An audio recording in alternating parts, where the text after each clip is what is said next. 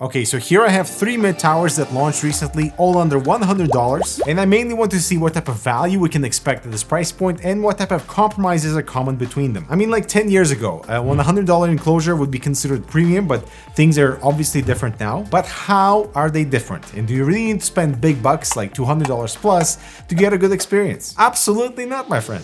The priciest option here is surprisingly the NZXT H5 Flow that also has a version with fans. The most affordable option is the XT Pro from Phanteks for only $49, which is as basic as you can get right now, but their Ultra and View models are actually quite attractive. And the Corsair 3500X is their least expensive case as far as I know, that looks quite good as they try to catch up to this whole fish tank aesthetic. And I think the secret to making a case look expensive are in the small details, like a consistent ventilation pattern that makes a huge difference, and all 3 cases here follow this principle. Corsair with the Destiny logo throughout, including the PCI slot covers, NZXT with the circular mesh inside and out, and Phanteks with their mix of rectangular pattern on the interior and their standard airflow mesh on the exterior panels. Packaging is actually more important than you think. Phanteks, for example, always double boxes their cases for extra protection, aside from the $49 enclosure. NZXT does the same, but with added interior protection around the metal mesh panel that I'm actually surprised to see. And Corsair case is a pretty standard with decent padding, but a single box for shipping. I would say we no longer consider tempered glass as like the premium feature. It's very basic and it's included absolutely everywhere. So it's a matter of how it's mounted and basically how it's designed around the computer frame that makes it stand out from cheap versus expensive. So NZXT does a phenomenal job with the exterior border that matches perfectly to the lines of the bottom of the case. Corsair's TG design is pretty basic, but at least with easily removable panels, and I really like the visual separation that's happening with the XT View from Phanteks between our main chamber and the PSU shroud.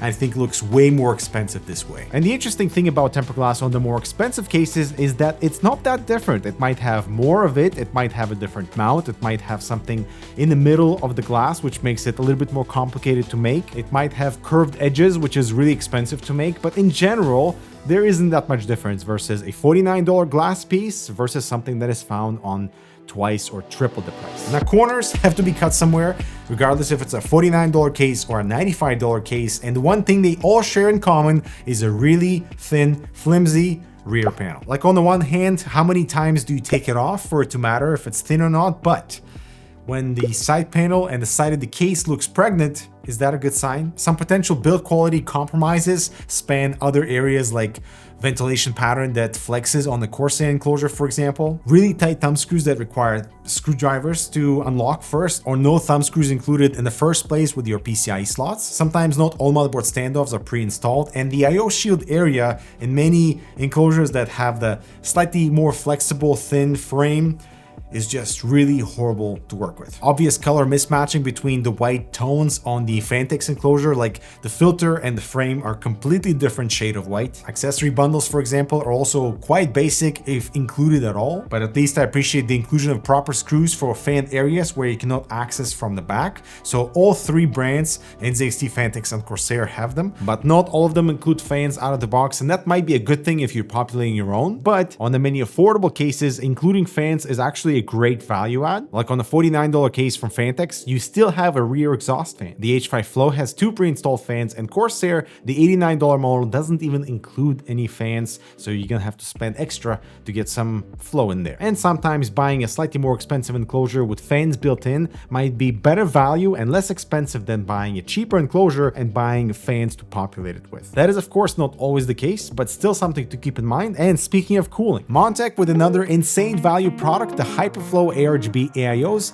available in black or white, 240 or 360 sizes, with full platform compatibility and friendly tools along the way that not only look gorgeous with pump lighting and matching blade illumination, but also performance that should satisfy with any hot silicon thanks to high-speed fans, high-density fins on the rad, a good pump, and daisy-chained fans for easy cable management, all backed by this 6-year warranty, so you don't have to worry. Check it out below. But just because a case might be more expensive doesn't actually mean the build quality is better. So like the Fractal Design North XL, awesome facade, but it's way too loud, and the side panel, the rear side panel, bends and flexes just as easily as the $49 Phanteks case. All the build quality issues I've encountered with the Corsair 6500 and 2500 absolutely do not deserve the asking price. The only time those panels don't bend so easily is when they're made from aluminum. So Lee and many other case brands, and the side panel just feels really sturdy. Or Fractal's old stuff when they included a bunch of sound noise deadening foam in there that really solidified that panel too. Another clear example of cost cutting is the I/O and the inclusion of a single USB-A port. I mean, that's criminal. It's not acceptable, especially because the internal USB cable is still the same, that really thick, non-bendy 19 pin. At least I'm happy to see a normal I/O on the Corsair case. Interestingly, on the $49 case from Phanteks, the USB-C and USB-A ports are combined into that single 19 pin internal USB header, which is pretty clever and definitely one of the ways they were able to achieve this price point. But often it is the speed of that USB-C port that is the difference between budget enclosures versus something more premium and expensive. So actually, both Corsair and Phanteks mentioned that the USB-C ports are USB 3.2 Gen 2, which means 10 gigabits per second, which is great.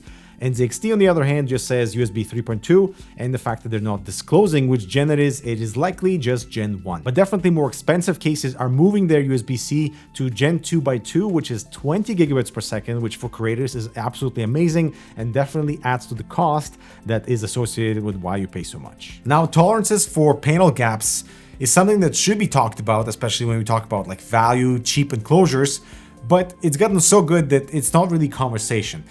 The only issue becomes like the mounting mechanisms on those panels, especially like with the Phanteks rear panel, and how the little notches are not always aligning perfectly, especially when you try to remove the panel. It's always a pain, and one of the notches always catches in the frame. Another drawback is that all these cases have toolless panels, which makes, you know, assembly easy, but none of them include the plastic clips that go inside the frame that catches the peg. And in case that plastic clip breaks, you're out of luck. That panel will start to rattle or whatever. And I've seen Thermaltake and Antec and other brands premium price category include the extra plastic clips that you can replace yourself, but nothing is available here. Now, most of the time, the more expensive cases are bigger with more complicated designs, better materials, wood elements, fancier accessories, include better cooling out of the box, maybe with more fans, either RGB or reverse fans or with like a fan hub. And I'm sure you've all noticed cases within the $69 territory.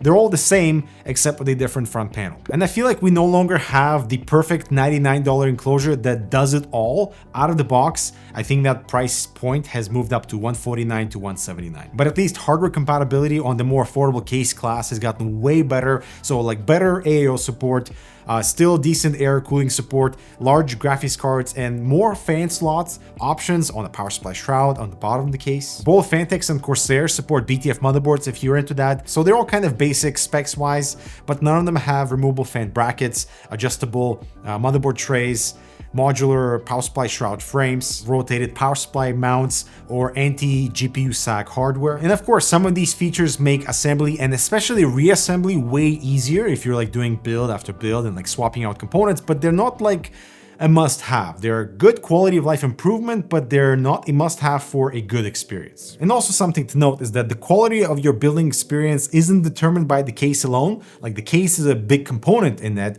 but if your cables are really stiff from the power supply and are difficult to work with, that's going to be a huge letdown and like would sour the experience more than like having a flimsy, bendy rear panel on the enclosure. The only real compromise you might expect from a cheaper case that has a thinner frame is the GPU sag once it's mounted into the PCI slots, because sometimes that whole back section is very bendy and the GPU definitely will sag. But I feel like it's cable management in cases like these that has gotten super lazy. Like none of these even have rubber grommets, and back channels are simply not designed well to handle, you know, thick cables and just give you a good routing experience, which is actually where the premium and the more expensive cases do a better job with cable management. But with where we are today, I am incredibly impressed with the value that the Phanteks XT line offers.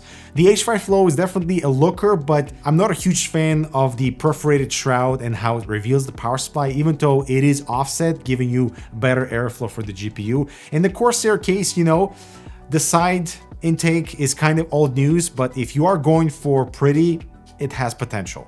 So let me know which case you're rocking and what was the last price point that you've actually looked into a case, and has that price point has increased over years, because I feel like cases are getting way more expensive. And yes, we are getting to that point of like, all right, this is really decent quality, but all the more recent innovative features are definitely still staying at the top of like 150 plus territory.